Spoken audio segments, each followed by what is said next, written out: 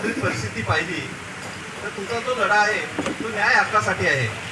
आणि खरोखरच आपण जर आज लढलो नाही तर भविष्यामध्ये याच्यापेक्षाही बिकट परिस्थिती आपल्यावर येईल. कारण आज तुमच्याकडे पाहिल्यानंतर तुमच्या वयाचा अंदाज येतो. काही वर्षांनंतर तुम्ही सुद्धा ह्या नोकरीमधनं बाद व्हाल. आणि आज जर आपण मिळवलं नाही तर आयुष्यात कधीच मिळेल असं मला वाटत नाही. कारण तुमचा जो लढा आहे तो तुमच्या हक्कासाठी आहे. आम्ही या निमित्ताने तुम्हाला सांगू इच्छितो की तुमचा जो लढा आहे तुम्ही लढले तर आम्ही तुमच्या पाठीमागे उभे आहोत.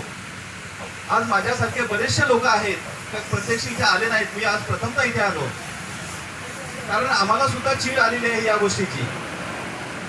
कारण आम्ही सुद्धा नोकऱ्या केलेल्या आहेत, व्यवसाय केलेले आहेत आणि सगळ्या गोष्टीचा अनुभव घेऊन आज या ठिकाणी उभे आहोत. खरोखरच तुम्हाला जर आज नोकरी मिळाली नाही, तुम्ही एक आशेने प्रयत्न करताय, परंतु तुम्हाला जर पाठबळ नसेल तरी ही गोष्ट अशक्य आहे. आता ऋषिकेश सर नंतर युवराज ठाकरे हे नेहमी आमची चर्चा होत असते.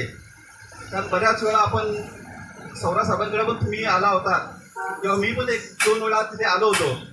परंतु फक्त आशेवर जगायचं आणि किती दिवस जगायचं. आताच मला माझे गावचे मित्र भेटले, त्यांनी सांगितलं का मला 100+ मार्क आहेत आणि त्यानंतर आता इतर आपण यांची गोष्टी करू शकत नाही, पण कमी मार्क असताना सुद्धा त्यांना नोकरी मिळाली. मग शासनाचे धोरणं अशी आहेत का की गुणवत्ता आहे त्यांना बाजूला बसवायचं, म्हणजे शिक्षण पुढे मिळालंच नाही पाहिजे किंवा हा समाज किंवा हे वातावरण जे आहे ते बिघडवून टाकायचं. कदाचित असंही त्यांचं धोरण असू शकतं, परंतु त्यांची काहीही धोरणं असो, परंतु आपण आपल्या हक्कासाठी शेवटपर्यंत लढलं पाहिजे.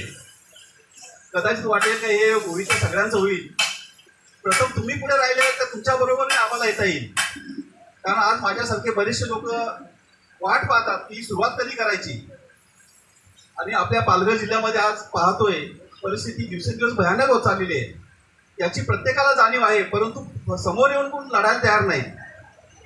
आता आपण देशव्यापी संप झाला दिपकेंचा, तर आपण पाहिला कसा एक लोक कसे हळूहळू 20-22 दिवसानंतर सगळे संख्या वाढत गेली. तशी तुम्ही आज जर पुढे राहिलेत तर ही संख्या दिवसेंदिवस इथे 4 पटीने तुमच्या 4-10 पटीने होईल. इथे तुम्ही तर बहुतेक सगळेच लोक ज्याच्यावर आणले झाले ते सगळेच असणार, आता हजर असणार, जवळजवळ 90% हजर असणार. बाकी जे लोक आहेत ते तुमच्याबरोबर येतील. हा आपला लढा जो आहे तो खरोखरच आज लढलं पाहिजे. कारण तुम्ही जर माघार घेतली तर हे जे पाठीमागे लोक आहेत ते कुठल्या आधारावर मागे राहतील किंवा याच्या पुढे कधी असं हिंमत होणार नाही. आज न्यायालयाचा निकाल सुद्धा हे लोक मान्य करत नसले तरी त्यांना तो एक दिवशी मान्यच करावं लागेल. फक्त आपली हिंमत न हरता आपण हा लढा यशस्वी करू. त्याच्यानंतर जे काही आपले जे पाटील सर आहेत त्यांनी सुद्धा, सुरेश पाटील सर त्यांनी सुद्धा फार अगदी बातम्या पोलीस सगळ्या याच्या ओबीसीवर वगैरे सगळे चालू असतात, आम्ही वाचत असतो. खरोखर त्यांची धडपड आहे आणि सुरुवातीपासून पाहतोय तुमच्या लोकच पुढे तुमच्याबरोबर होते, याच्यानंतर पुढे येणारच आहेत.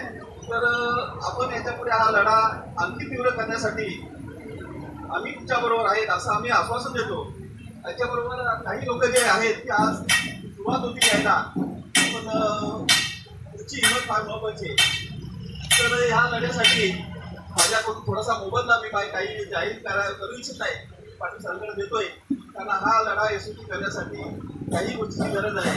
तर आपण हा लढा लढू असं अगदी आश्वासन देतो आणि आम्ही तुमच्याबरोबर आहे आणि आपण